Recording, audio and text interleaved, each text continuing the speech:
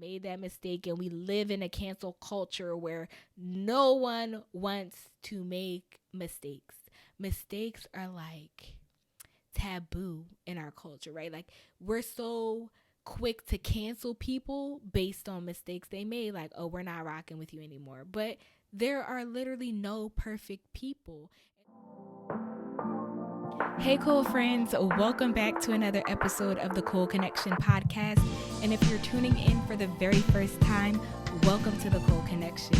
It's your girl Cole, and I'm ready to chat with you about all things entrepreneurship, business, and professional lifestyle related.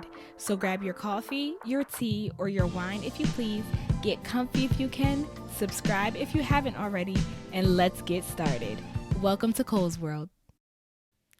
And we back. Welcome back to another episode of the Cole Connection podcast. As you guys know, I am super excited to be back for another episode, so let's get into it. Today we are talking copyright. So I'm super excited to be talking about copyright because this is actually the form of law one of the forms of law that I actually want to practice. And it actually affects you more than you know.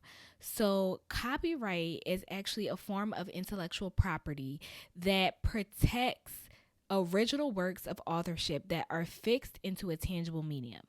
And I know that sounds super complicated, but it's actually really not.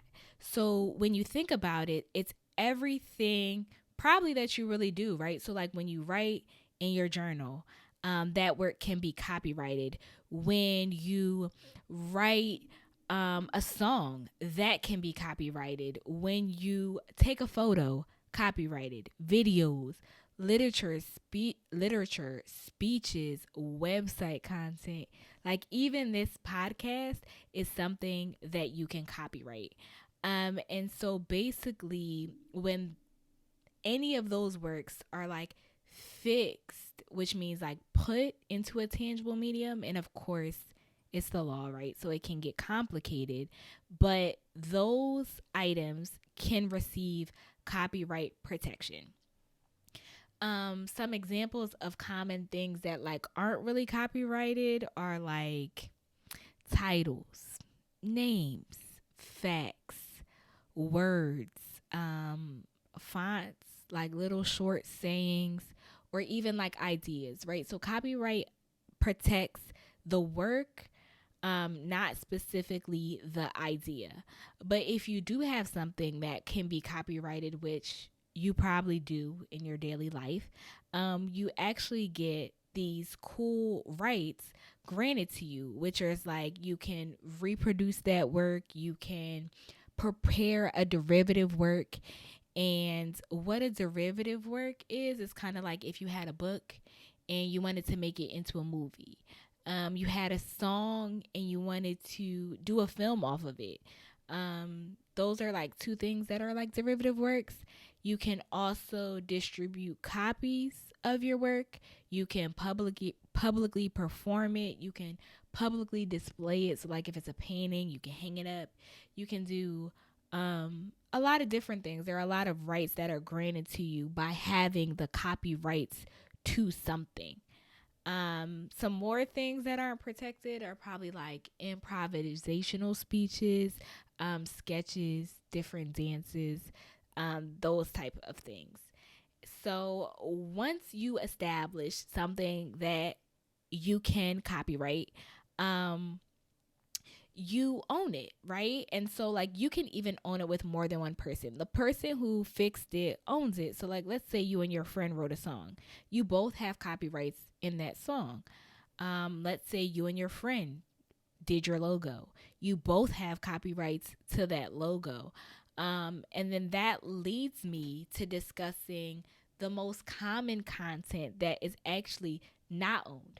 So as an entrepreneur or an artist or a creator, you want to make sure that you own everything that you have, right?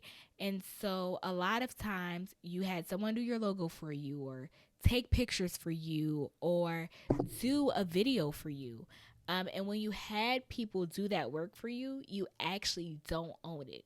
Logos, photos, and videos are three of the things most commonly not owned by an entrepreneur or an artist or or not so much a creator, because as a creator you're usually the ones creating the logo, but when you give it to someone, if you're a creator and you do logos, you still own that logo.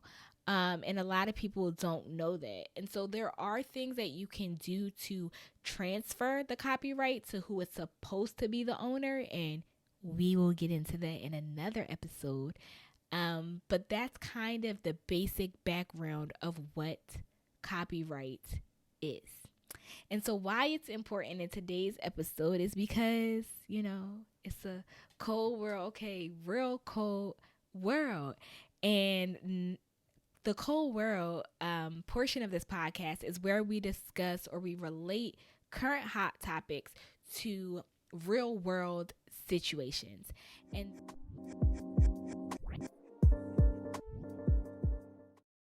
so today's topic is, it's all fun and games till your music is leaked. And we're going to tie into not only something that's important as an artist, but also important as an entrepreneur. So the foundation of this episode is in 2017, Nicki Minaj actually experimented with a song called Sorry. It was for her album Queen, and they sampled a track from the melody of a song that was actually called Baby Can I Hold You, which was released on Tracey Chapman's debut album. And Tracey Chapman is actually a popular artist who was popular around like 1980. Let's not confine her to a specific time frame. But anyway, she debuted an album in 1988. And you might say to me like, Cole, I have never heard this Nicki song. You are losing your mind. And the reason that you've never heard it is because it was never released. So Nicki's team actually reached out to get the required clearances from Tracey Chapman, who denied permission. And so what clearances are when you are in the industry and you're trying to use a song or trying to break into the industry and use a song, you have to get a clearance to use like an old song. And so an example of that is like Kanye West song, when it all falls down, whatever, right? I can't sing, but whatever. That actually sampled Lauryn Hill's song Mystery of Iniquity. And even Jay-Z, right, I got 99 problems but ain't one. That was a sample of Funky President by James Brown. And so it happens all the time. People take portions of songs and they put their own creative spin on it, and they take those clearances and they make money off the song. But you have to have clearance from the original copyright owner. So Tracey denied permission to use the song at all. So another example of that is when Jacquees remixed Trip.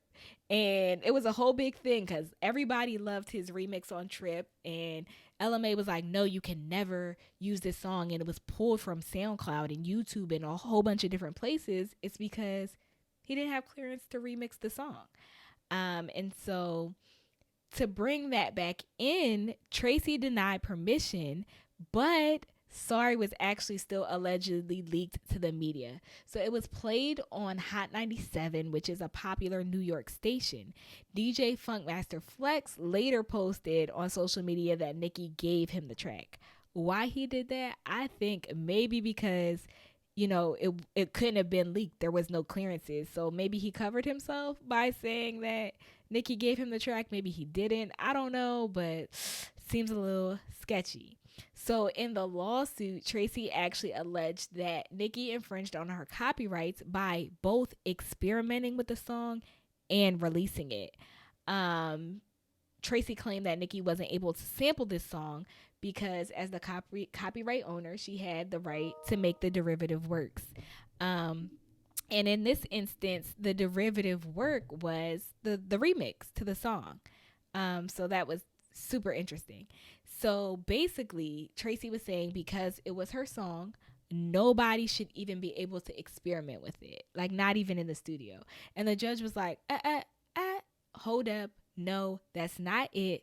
Artists should be able to experiment with this music in the studio for private use without being released, because they still have to seek licenses from the rights holders, and the rights holders still have to approve the song before it's released. And I'm so with the judge on this, because can you imagine like being a young artist trying to break into the industry? Let's say you have a hot sample, like a hot sample, and your song is from that sample, and you want to use it. Like, you never know what you like till you try it. And so they wanted to try it in the studio, and they did. And so I completely agree with the judge that we shouldn't stop having artists like experiment in the studio, but you definitely need to get clearances to use the sample. I completely agree with that. So actually how the case turned out is it was actually going to go to a jury trial, because Tracey was like, but she still leaked it, so I should get damages for the song being leaked. And Nicki actually settled and paid Tracy Chapman $450,000 in order to not go to trial. Which, I mean, I guess that's a nice little pretty penny. It covered costs, attorney's fees, that type of thing, but it won't go to trial. So you may be wondering, how does that play into you as an entrepreneur? Because we saw it in entrepreneurship too. So like, for example, B-Simone. So we canceled quote unquote B-Simone back in July, because she did this whole I'm on the road to $1 million thing, and she recorded it. And then after she got to the $1 million, which congrats queen for getting to the $1 million, she actually wrote a book about it. And within that book, she used worksheets that she used on her own journey to $1 million and shared it with her followers, her viewers, the people that bought the book. And those pages that she took word for word from someone else. Now, B-Simone claimed that the plagiarized portions of her book actually were done by an outsourced company that she actually trusted to bring her vision to life. And I mean, as a CEO, she definitely did take responsibility. And she did do a copyright workshop right after. So kudos to her for that. But this was like major. You can see the book isn't being sold anymore. She probably lost money. She probably was sued on it. She probably had to pay damages to people. And I'm not sure, because, of course, I couldn't find the lawsuit even though I tried. But you haven't heard about it. And even B-Simone, I feel like, has been flying under the radar. And so even in entrepreneurship, it's important, right? Like if you're writing a book, where are you getting the information from? Where are you getting the tangible things that you're putting together? Is it something bought? Is it something borrowed? Is it something thrown together? Because that is super important. Which brings me to minding your business. The tips that you need to build a successful business or career or brand.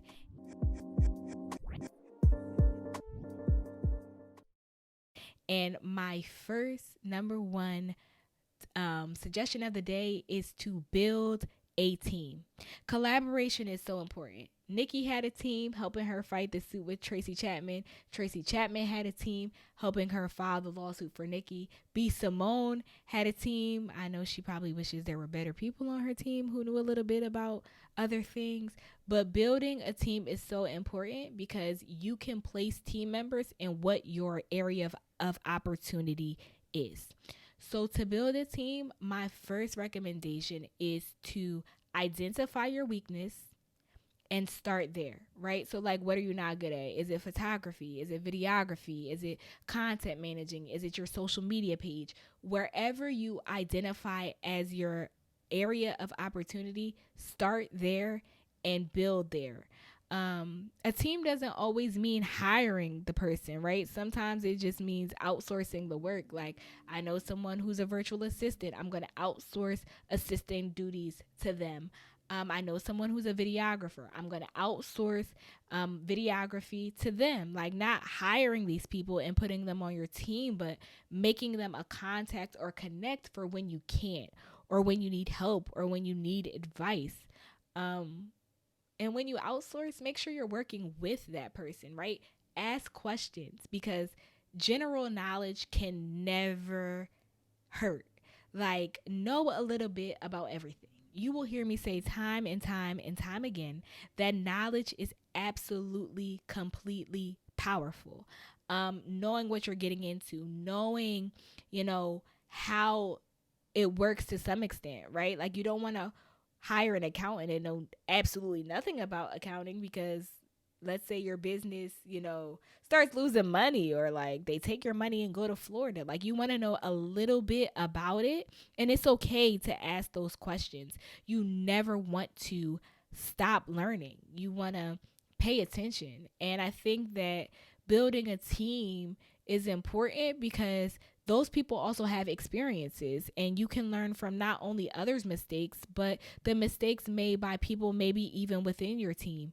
Maybe they know it and they can leverage it to not make the same mistake with you. And so collaboration is complete key. I say all the time, right? Like, people don't go viral overnight, but essentially they do. So, for example, you could be putting in work for 5 years and 32 days, and on the 33rd day, you go viral.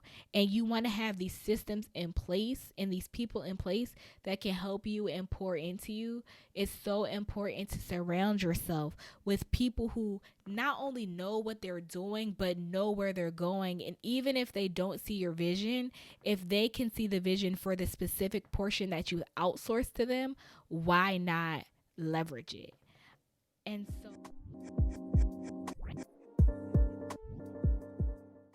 so for my code call, which is the portion of this podcast where we set a stretch goal for the week to set you on the path to actually minding your business, is for you to actually identify the one weakness, or I don't like calling them weaknesses. So the one area of opportunity that your entrepreneurship journey or your artist journey or your creative journey has, and identify someone that can help in that area.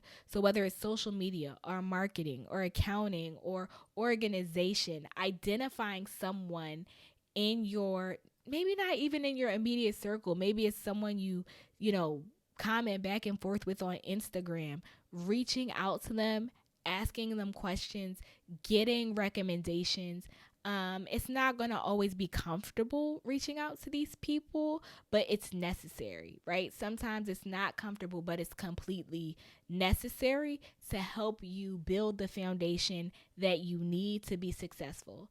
As business owners and creatives, we have huge ideas and we have things and we can see the bigger picture, but sometimes the intricacies of those dreams and of those plans are also important, right? There's power in the details. And so sometimes you just need people to help you figure out the little details, how to execute, how to make a certain portion of your journey successful.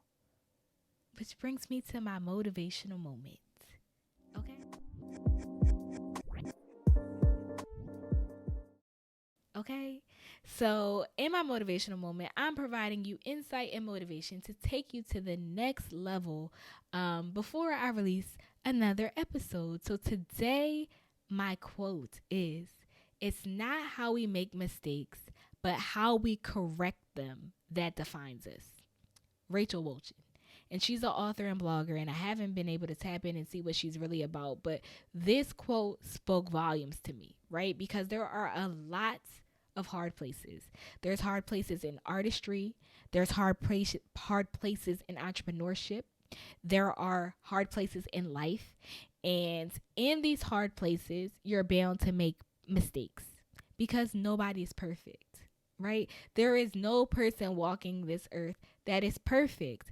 But sometimes you have to find perfection in the imperfection, right? So you have to identify what about the situation is imperfect, and you have to try and, I guess, perfect that imperfection. And I say that meaning take the mistake that you made and figure out how you can do it better, right? How you can correct that little mistake or that major mistake so that, when the event that another one comes up, because inevitably it will, because again, we're not perfect people, but you'll already have something under your belt. Like, I know how to take these mistakes and flip them to the point where, it's no longer the mistake itself is not defining me, but how I'm bouncing back is defining me. It's never about the mistake. It is always about how you recover, because we learn from mistakes. A lot of people learn their best lessons. At least I know that I have, from the mistakes that I've made, the pain that I felt from those mistakes, the embarrassment that I felt from those mistakes. All of those have all of that has fueled me to be better, to push for growth, to push beyond what the mistakes were, and to kind of reinvent and redefine myself based on what I have learned. And that is super, super, super important. I know B-Simone probably made that mistake, and we live in a cancel culture where no one wants to make mistakes. Mistakes are like taboo in our culture, right? Like, we're so quick to cancel people based on mistakes they made, like, oh, we're not rocking with you anymore. But there are literally no perfect people. And so as soon as we learn to like make mistakes, learn to love those mistakes, as terrible as some of them are, and to double back, regroup, and get it together, the better off we will actually be in the long run. And I truly, truly, truly believe that. So always remember, it's not how you make the mistake, it is how you correct them that defines us. And even in the B-Simone situation, I think that, shout out to the queen, because she went back and she actually offered a free copyright program, I believe, to young entrepreneurs and business owners, so that they don't make the same mistake she did. And I think that that was a wonderful way for her to bounce back and correct the mistakes she made, so that the one that she did make didn't define her. So keep going, stumble. Everybody trips and falls when you're learning, when you're learning how to walk, right? You don't just learn, like, you fall a couple times, and that was instilled in us since we were kids, right? You fall, you get up, and you keep going. So, know about copyright, learn about copyright, tune in, we'll talk about copyright again. But those are just some gems for you, so that you know what to expect and what you're getting into. So, cheers to another episode. Cheers.